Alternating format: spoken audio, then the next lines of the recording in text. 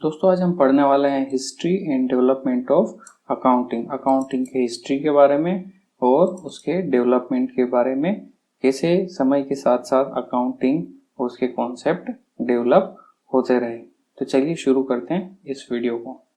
दोस्तों अकाउंटिंग की अपनी एक अद्भुत परंपरा रही है। अकाउंटिंग उतनी ही पुरानी है, अकाउंटिंग का इतिहास उतना ही पुराना है जितनी कि हमारी सिविलाइजेशन। दोस्तों अकाउंटिंग की शुरुआत 4000 बीसी पूर्व बेबीलोनिया एंड इजिप्ट में हो चुकी थी। यहाँ पर जो ट्रांजैक्शंस होते थे वो मिट्टी की पट्टी यानी कि क्ले ऑफ टेबलेट पर किए जाते थे और यहाँ पर मजदूरों को पेमेंट देने के लिए या वेजेस देने के लिए और टैक्स देने के लिए जो पेमेंट किए जाते थे उन सारे ट्रांजैक्शंस को मिट्टी की पट्टी पर रिकॉर्ड किया जाता था, यानी कि क्ले टेबलेट्स पर रिकॉर्ड किया जाता था। इतिहास साक्षी है कि इजिप्शियन अपने खजाने के लिए एक प्रकार के अकाउंटिंग का यूज करते थे। इन खजानों में गोल्ड और बहुत सारी वैल्यूएबल चीजें होती थी और जो खजाने के इंचार्ज होते थे वो वजीर को डे वाइज रिपोर्ट भेजते थे। मीन्स खजाने के इंचार्ज मीन्स ट्रेजरीज या खजांची भी इन्हें कहा जाता है। वो डेली रिपोर्ट्स वजीर को भेज दिया करते थे। वजीर मीन्स आज के समय में हम उसे प्राइम मिनिस्टर कहेंगे। और मंथ वाइज रिपोर्ट भेजी जाती थी राजा को। साथियों बेबीलोनिया को सिटी ऑफ कॉमर्स भी कहा जाता है। बेबीलोनिया में बिजनेस के लिए अकाउंटिंग का यूज किया जाता रहा है और यहाँ पे अकाउंटिंग का यूज इसलिए किया जाता था क्योंकि बिजनेस में होने वाले फ्रॉड और लैक ऑफ इफिशिएंसी के कारण जो बिजनेस में लॉसेस होते थे उसे अनकवर करने के लिए, मीन्स उन सारे लॉसेस को उजागर करने के लिए यहाँ पर अकाउंटिंग का यूज किया जाता था। ग्रीस के अंदर अकाउंटिंग का यूज ट्रेजरीज में आने वाले रेवेन्यूज के हिसाब किताब के लिए किया जाता था। साथ ही वहां आने वाली रिसिप्ट का भी मेंटेनेंस अकाउंटिंग के थ्रू होता था और जितने भी पेमेंट होते थे और बैलेंस होता था गवर्नमेंट का फाइनेंशियल ट्रांजैक्शंस का, वो भी अकाउंटिंग के थ्रू ही किया जाता था। ओवरऑल कह सकते हैं कि ग्रीस में भी अकाउंटिंग का यूज ट्रेजरीज को मेंटेन करने के लिए किया जाता था और जितने भी रिसिप्ट आ रहे हैं और जितने भी पेमेंट वो दे रहे हैं और जो भी फाइनेंशियल ट्रांजैक्शन है गवर्नमेंट के, उनको बैलेंस करने के लिए अकाउंटिंग का यूज ग्रीस में किया जाता था। दोस्तों रोमन लोग एक प्रकार के मेमोरेंडम का यूज करते थे या फिर कहें तो डे बुक का यूज करते थे, जिसमें वो अपने दिन के आने वाली जितनी भी रिसिप्ट है और जितने भी पेमेंट वो दूसरों को करते थे उन सभी को रिकॉर्ड करते थे और साथ में बाद में इस ट्रांजैक्शंस की पोस्टिंग भी लेजर में करते थे, वो भी मंथली बेसिस पे। मीन्स रोमन के जो लोग होते थे वो एक प्रकार के डे बुक या मेमोरेंडम का यूज करते थे जिसके अंदर वो रिसिप्ट और पेमेंट का हिसाब रखते थे और बाद में उसे लेजर में पोस्ट करते थे। अब दोस्तों आपको एक टर्म यहाँ दिखाई दी होगी, रिसिप्ट और पेमेंट। रिसिप्ट मतलब आपके बिजनेस में आने वाली इनकम को आप रिसिप्ट कहते हैं और पेमेंट जो आपके बिजनेस ने किसी और को अगर कुछ पैसे दिए हैं तो उसे पेमेंट कहेंगे। और साथ में आप यहाँ पर लेजर और पोस्टिंग ये दो चीजें देख रहे होंगे जिसे हम आने वाले चैप्टर्स में कवर करेंगे। फिलहाल के लिए लेजर का मतलब आप ये समझ लीजिए कि ये आपके बिजनेस में किसी पर्टिकुलर पर्सन का अकाउंट होता है जिसके अंदर आप उस पर्टिकुलर पर्सन से रिलेटेड जितने भी ट्रांजैक्शन हुए हैं आपके बिजनेस के वो सारे रिकॉर्ड किए जाते हैं।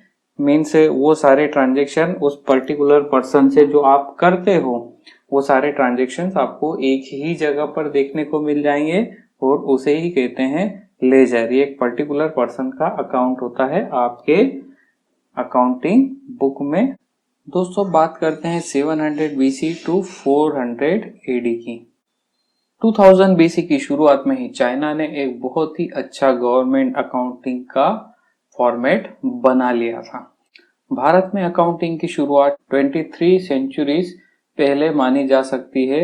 यहाँ पर कौटिल्य के जो राजा थे चंद्रगुप्त, उनके एक मिनिस्टर थे, उन्होंने एक बुक लिखी थी अर्थशास्त्र के नाम से, और इस बुक में उन्होंने ये भी डिस्क्राइब किया था कि अकाउंटिंग रिकॉर्ड्स को कैसे मेंटेन किया जाए। तो भारत में अकाउंटिंग की शुरुआत या अकाउंटिंग का प्रचलन 23 सेंचुरी पहले हो चुका था, कौटिल्य में हुआ था। राजा थे चंद्रगुप्त मौर्य और उनके एक मिनिस्टर थे, उन्होंने एक बुक लिखी थी अर्थशास्त्र, और इस बुक में ये भी लिखा हुआ था कि अकाउंटिंग रिकॉर्ड्स को कैसे मेंटेन किया जाए। दोस्तों, एक व्यक्ति थे ल्यूका पेसियोली। ये एक फ्रेंसिशियन फ्रीयर थे जो कि एक मर्चेंट क्लास के व्यक्ति थे। इनकी लिखी हुई बुक को आप पहली बुक कह सकते हैं जिसमें डबल एंट्री बुक कीपिंग को मेंशन किया गया था, कंसिडर किया गया था। ये बुक इन्होंने लिखी थी, उसका नाम है Summa de Arithmetica Geometrica proportion and proportionality review of arithmetic and geometric proportion. इस बुक में पहली बार डबल एंट्री बुक कीपिंग को कंसीडर किया गया था। अब ये डबल एंट्री बुक कीपिंग क्या है, इसको हम डिटेल में देखेंगे। ये एक अकाउंटिंग में अपने रिकॉर्ड्स को लिखने की एक मेथड है जिसको हम काफी डिटेल में आपकी 11th क्लास में पढ़ने वाले हैं।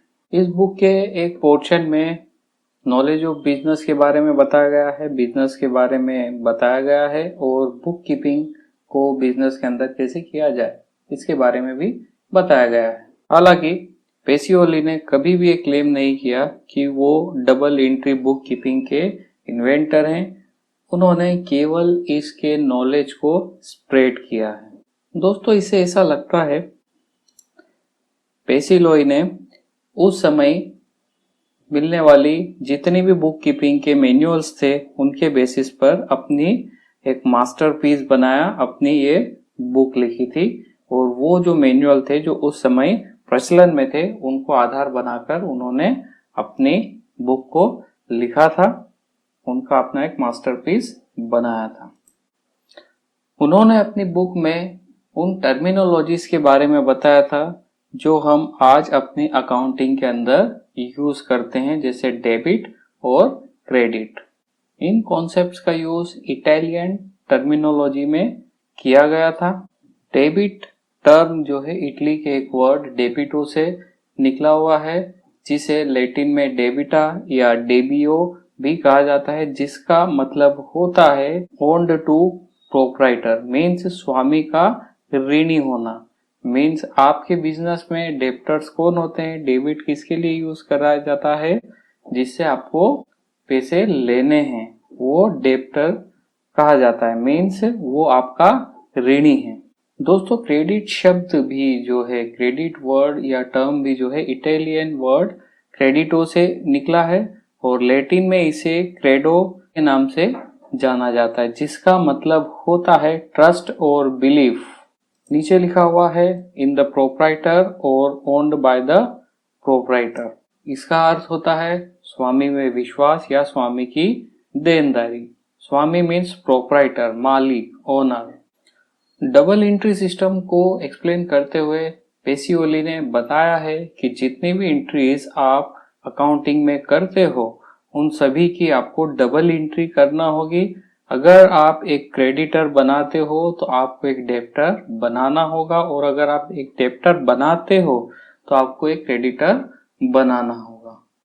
उसने मर्चेंट रिस्पॉन्सिबिलिटी के बारे में भी बताया है, मीन्स एज अ बिजनेसमैन आपकी क्या क्या रिस्पॉन्सिबिलिटीज होती है।